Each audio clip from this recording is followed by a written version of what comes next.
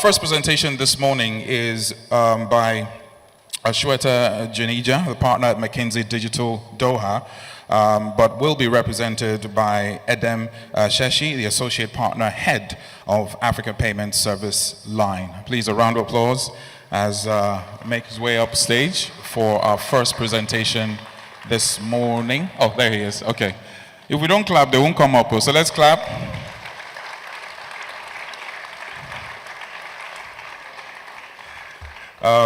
It's also, like Mujibade rightly said, we do appreciate our speakers and presenters because they're sharing with us all a wealth of experience and knowledge that they've condensed into about 10 to 15 minutes for our benefit. So please do show them some love. So the clicker is here. You can monitor here or back. So if you need to move around, you can use this. All right. Which you might need to move around. Okay. All the best. Thank you. All right. Let's check on the tech first, make sure it's working. Brilliant. All right, good morning, guys. I know I'm just the guy between yourselves and the Zackathon, so I'll keep it short. This will be easier for you so you can move around. And then forward is green. Okay. All right, so I know I'm only standing between yourselves and the Zackathon, so I promise I'll keep it short and sweet. The topic is customer experience, the evolution. In fact, I think on your agenda, you'll see retail banking customer experience. And while I was thinking about what to actually talk about, I ended up taking the retail banking. So the one thing I won't talk about today is banking. I am tired of talking about banking. Aren't you guys tired of talking about banking? Okay. Customer experience. There's three things I want to cover quickly today. One is why it actually matters. I think customer experience is one of those things that has become like design, agile, AI, overused and misused and completely misunderstood. So today I actually want to take a step back and a bit more sober about what it actually means, why it's relevant, why you should be concerned about it at all. Does it make any fundamental difference to performance or to value creation? Should you be concerned? The second thing I want to talk about then is the actual subject of the discussion. Over time, how evolution in customer experience reshapes industries and rearranges the economics and structure. And then the third part is, what is the type of thinking that is likely to actually translate into effective improvements in customer experience, regardless of what sector you're operating in. All right. So without much ado, let's dive in. What is the value of customer experience? Well, it turns out a lot. What you can see here, forget about the left-hand side, focus on the right-hand side. What you can see here is the differential in performance between players that excel at customer experience versus those that do not. And you see what exactly that means shortly. So over a 5-year period, companies that excel in customer experience can experience as much as a 56% delta in revenue growth versus those that do not. That is a lot of alpha in performance in a very short period. I also kept away the titles of these two charts intentionally so you'll be wondering what they mean. The left-hand side here, this is all industries.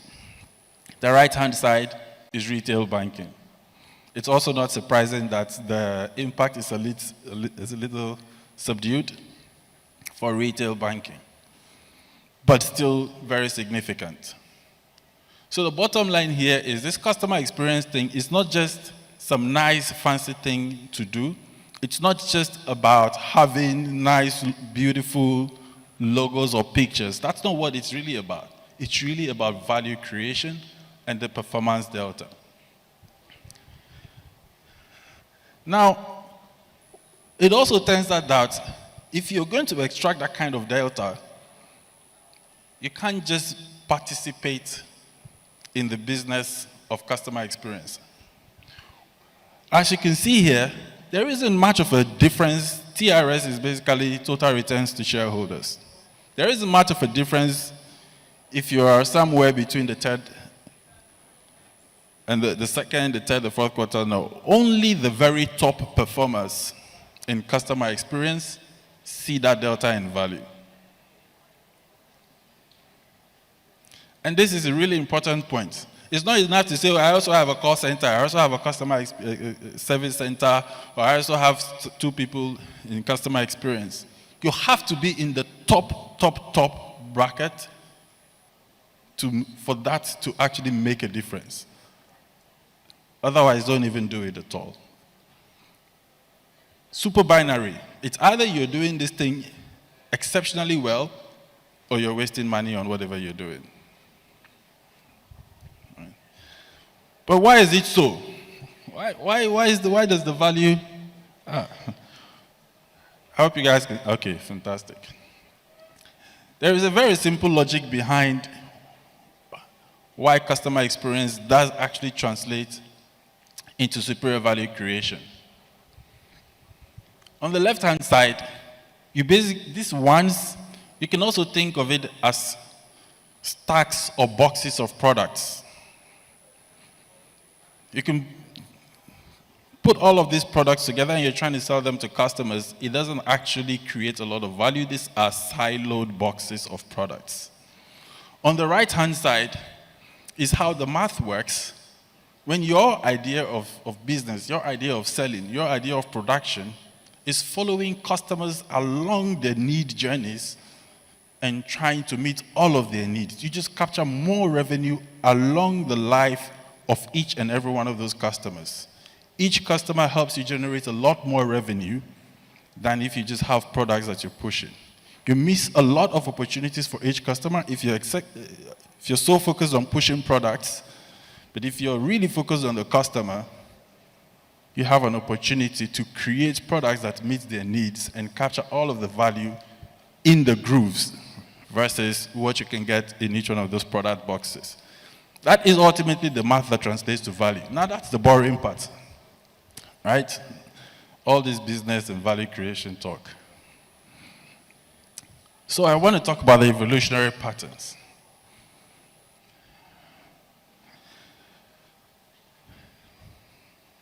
I hope I am not doing anything to these slides. I promise there's no AI in my fingers. Let's go back to the future. I wanted to go away from retail banking and talk about something that I had to think a lot about this. I wanted to talk about something that we can all relate to, that we can all understand. So, music. So let's go. This is about the future, but let's go back all the way to 1997. I'm sure different people remember different things about 1997. But what I actually want you to remember is how we used to buy music back then. Different people bought it different ways. You might be on one of the Lagos highways where someone is trying to push a CD in traffic, but for most people, it was buying a CD somewhere. All right? Who remembers this? Did you have one? Of course. If you didn't have it, you went in the inn, you know. Who remembers this one? You know, this one is newer than this one, right? So if you were on this one and your friends were holding this one, you know Sabio. CDs. Who still has any of these things? You're my guys. But what happened? So this whole idea of the evolution of customer experience, which is the topic of today, it's actually a very predictable pattern that repeats itself over and over and over again, as you'll see in the music industry. First, it starts off with a few fringe innovators that are basically experimenting with something, and everyone would typically be like, leave those guys, they're playing. Right? And then you start to see new models proliferate, and then you start to give them names, right? And I won't mention any of those names, right? But back when people were doing fintechs before it became a thing that was called fintech, right? But the thing always precedes the name. What then happens is At some point, these fringe models and experiments become the main model. And now it looks very conceptual, but you'll see how it gets real in a second. And at that point, you can become a Kodak, or you can become or you can even become a BlackBerry. There's several examples of this thing. It happens over and over again. Even in your own sort of small village where you grew up, there was probably a corner store that everybody went to that is no longer there. You just didn't realize that it's also suffered from the same dynamics. If you're not able to shift your business model to create the new experiences that consumers are demanding, at that point, we're not talking about customer experience, customer service, and the lack of it, or how well you're good at it. You don't have a business anymore. You die. We're talking about extinction. So this whole customer experience and the excellence in it, it's really about the long-term survival of a business. And it is a thing that can make a difference between extinct businesses and those that continue to reinvent themselves over and over again and remain relevant. If you remember, all of these things, technology is always involved. This whole journey would not have been possible in music, for instance, if MP3 wasn't engineered to compress music into sizes that were small enough to put on portable devices or some storage devices. It also would not have been possible if the internet wasn't born to allow us to consume music the way we do today. By the way, bear in mind, there was a time, even before we were doing our CDs, there was just cassettes, right? Further compression led to CDs, and then the internet led to new ways of consuming music combined with the compression of the formats, right? So you see how technology and the compression of the music is there, the internet is there, but it wasn't everybody that put the two things together to create a completely new business model or a way of consuming. That requires you to have been focused on the customer and realizing how people are struggling with carrying the music around and attempting to solve it. So today, there are technologies that already exist that could solve problems for customers and make you money, but you're not likely to discover them unless you're thinking about the customer and how to improve their experience. Now, this is the music industry revenues. What's important is the red bar and the blue bar.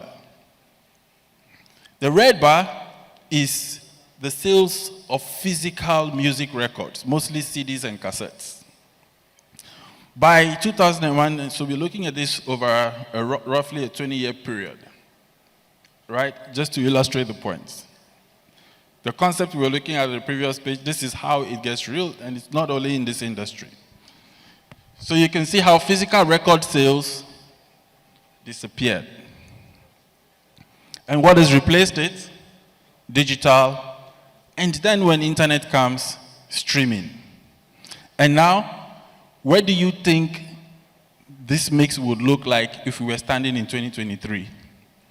How small do you think the red bar would be looking like right now? And by the way, the growth has continued. Right now, as we stand here, I think last year, total recorded music sales was about 30 billion. So, but what is also important to note is that this disruption, when sort of the old guard doesn't adopt it, it can actually lead temporarily to a drop in industry revenues as the disruptors are disturbing, as like you get into a bit of a price war, before the industry recovers and gets into a new phase of growth. So this is important. You want to make sure you're not the guy that's left holding the red bar.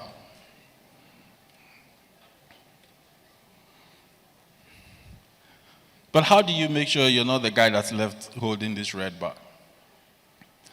Let's go back to the music guys. How many people know of this Doug Morris guy?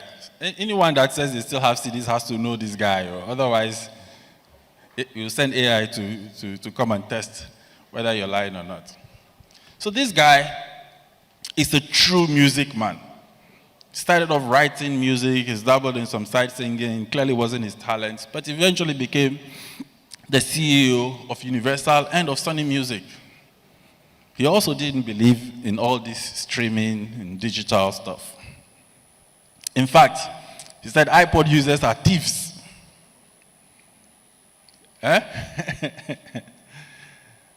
Anyway, today, Sony Records, Universal, these are all some of the largest distributors of digital music that we all consume through iTunes and the rest.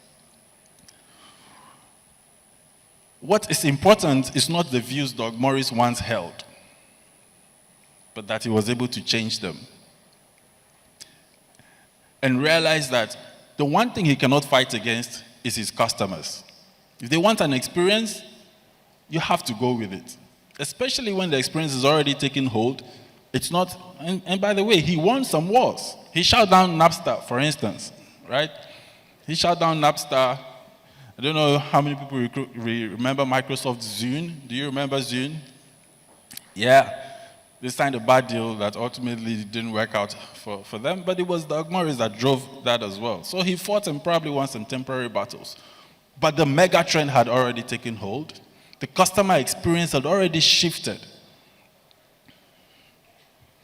And the thing is, you have to know when the customer experience has shifted to a point where it is irreversible.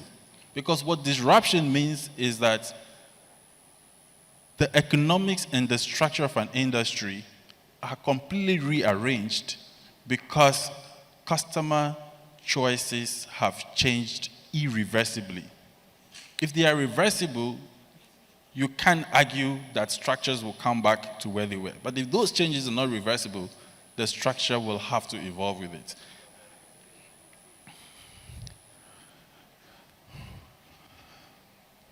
So how do you develop an innovator's mindset, and how do you shift from, how do you become one of those guys that, like Doug Morris, is able to actually orchestrate the shift? Even if you don't believe in it and he never believed in it, you can still get your business to pivot. The thing is, this Conway's law,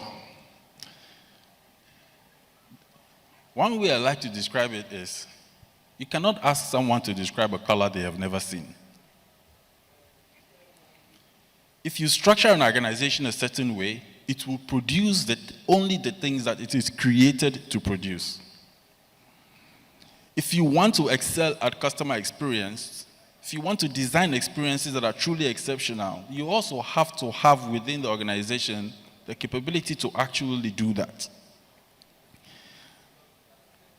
5 years ago, I used to say, if you want to know the departments in a retail bank, just look at the bank's mobile banking app.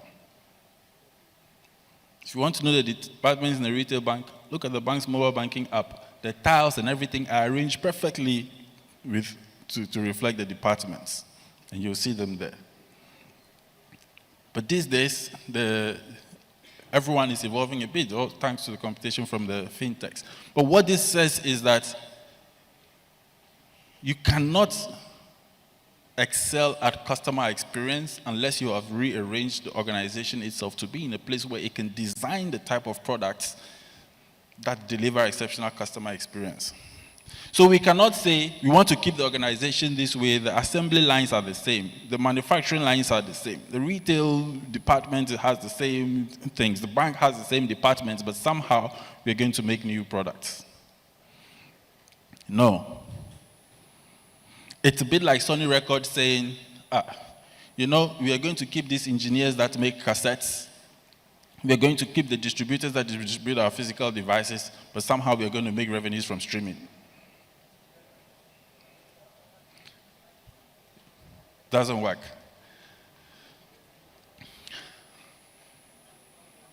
What does it mean to focus on customers? I want to sort of demonstrate practically what I was trying to say in the previous page, because it can be a bit conceptual. Nobody asked these guys where to put the pavement. It is a good idea to put a pavement for people to walk on. And if you ask people, do you want a pavement here? Would you like a pavement here? The answer is yes. What that doesn't tell you is where actually the pavement should be. So yes, you have an engineer, you've gone and constructed a perfect pavement. Look at that beautiful pavement with straight lines, very symmetric, but look where the people are walking. That is what happens when you keep the existing structures, but somehow you try to create new experiences. You don't have the engine to do it. You don't have the capability to do it. And the unfortunate thing is, you won't even know. You just don't know what you don't know. And that's what happens.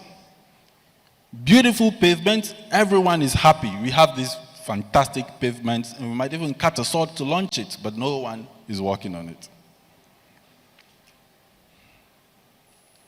Because customer experience, focusing on the customer, is a completely different mindset. And unless the organization is structured to do it, it doesn't happen. You can't use old structures designed for a different era to create products for a completely different era. What you do need, though, is an engine that is just focused on, so if you have a product organization, it doesn't turn around to become a customer-focused organization overnight. That is a process. Final thing, it's also not customer experience and responding to changes in customer experience. And I like the word evolution because customer experience are always evolving. The products that people used to consume 40 years ago are not the things they're demanding today. So it's always evolving. So you have to keep up. The thing about technology also is it's maturing a lot faster. The level of innovation, like the jumps we're able to make in 1 year are things that would have taken hundreds of years to make. I hear someone made a presentation on the Industrial Revolution yesterday, so I'm sure you must know how long it even took to move from horses to steam engines, and today we're talking about electric cars. But the pace of change is a lot faster. It's not possible for one organization to consolidate all of the technology, lead all of the innovation, internalize all of the thinking. It's not possible. Even the best innovators in the world that we use as references don't do it that way. You just can't do it all on your own. So you have to learn, to collaborate, to partner, to fill the gaps that you can't solve with structure. You need both. You need a completely new structure in-house to create the types of experiences that are focused on customers, but you also have to recognize that increasingly it requires partnership and you can't do it all alone. Thank you very much.